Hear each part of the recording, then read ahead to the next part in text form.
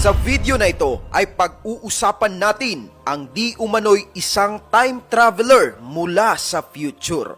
At ayon sa kanyang pahayag, darating di umano sa hinaharap ang mga alien na magiging dahilan para magkaroon ng digmaan ang sangkatauhan laban sa mga robots. Well, gusto mo bang malaman ang kanyang buong kwento? Tara, pag-usapan natin yan!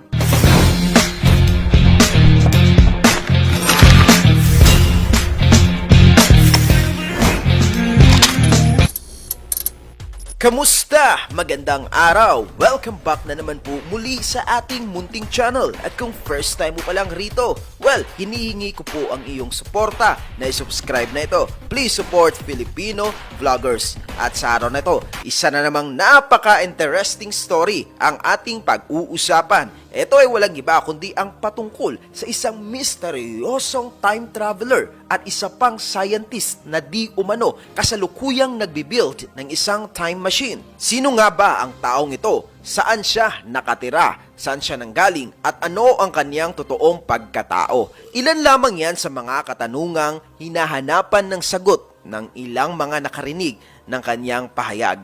Ayon sa kanya, kasalukuyan silang nakatira ngayon sa Siberia, kasama ng isa pang scientist na katulong niya sa pag-imbento at paggawa ng isang time machine. At gagamitin niya di umano ang time machine na ito para makabalik sa kanyang pinanggalingang taon, ang taong 4040. At ang malaking katanungan ngayon, ano nga ba ang nakita ng taong ito sa future kung siya ay totoong isang time traveler?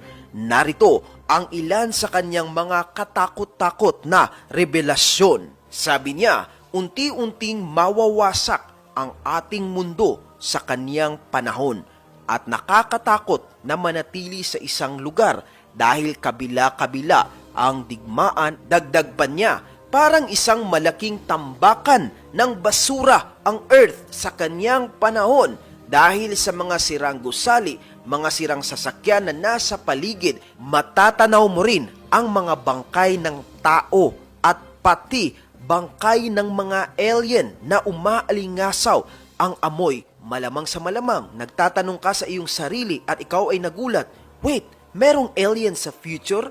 Ang malaking katanungan, paano sila napadpad sa Earth? Sa future, ang mga tao sa Earth ay magiging masikap sa pagre-research ng iba pang buhay, hindi lamang sa ibang planeta, kundi sa mga galaxy. At ang pagsisikap na ito ay kalaunang masusuklian dahil sa taong 2458 di umano, makakatagpo ang tao ng isa pang galaxy na mayroong planetang may buhay katulad ng ating mundo. At nagkaroon na nga ng koneksyon ang mga tao sa Earth at ang mga alien na nakatira sa naturang planeta. Dagdag pa niya, mas matalino, mas advanced at mas mahusay ang mga alien kumpara sa atin.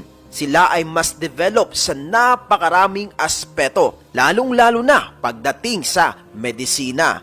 Walang sakit di umano ang hindi kayang gamutin ng mga alien.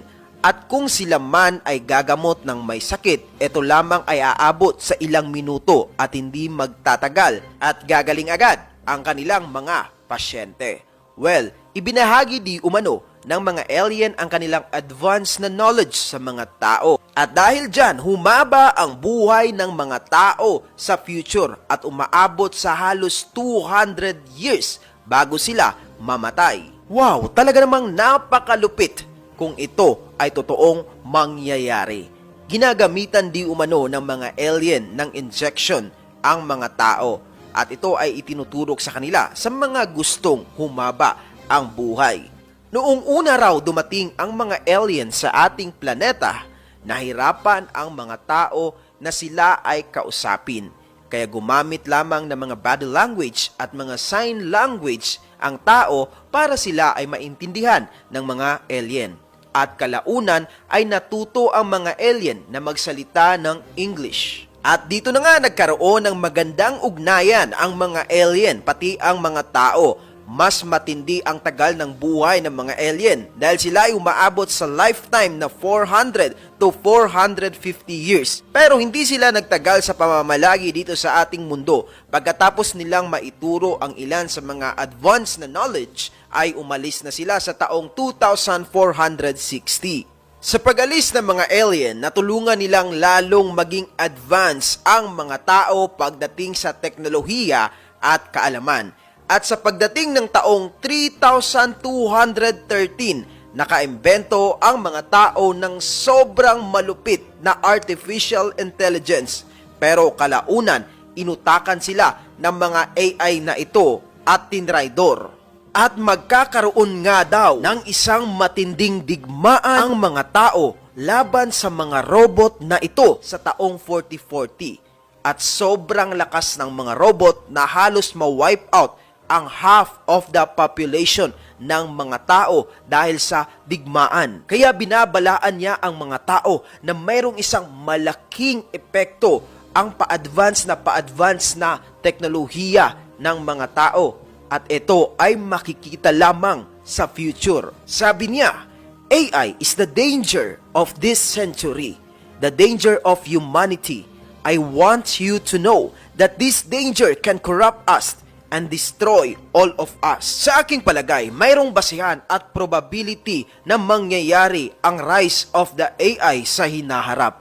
Dahil ito rin ang isa sa babala ng sikat na astrophysicist at scientist na si Mr. Hawking. Ang napakatalinong taong ito ay minsan ring nagbabala sa sangkatauhan na magiging mapanganib ang mga AI pagdating sa hinaharap. Sa aking palagay, posibleng ngang mangyayari ang sinasabing pag-rise ng mga AI ng time traveler na ito. Dahil sa ating panahon ngayon, nagsisimula pa lamang ang pag-rise ng mga advanced na AI. Kumbaga, sila ay mga fetus pa lamang sa ating generation. Pero naniniwala ako na habang lumilipas ang daang-daang taon, lalong mas magiging advanced at mas magiging mahusay ang mga AI na ito at ang kanilang progress balang araw ay maglilid sa kakayahang kaya na nilang mag-isip at gumalaw na parang mga tao. At sa paglipas rin ng mga taon ay mas lalo pang mag-i-evolve ang kanilang mga utak hanggang sa malamangan na nila ang talino ng tao. At eto na ang nakakatakot. Dahil kung ito man ay mangyayari, hindi na talaga kaya ng tao na kontrolin ang mga robot.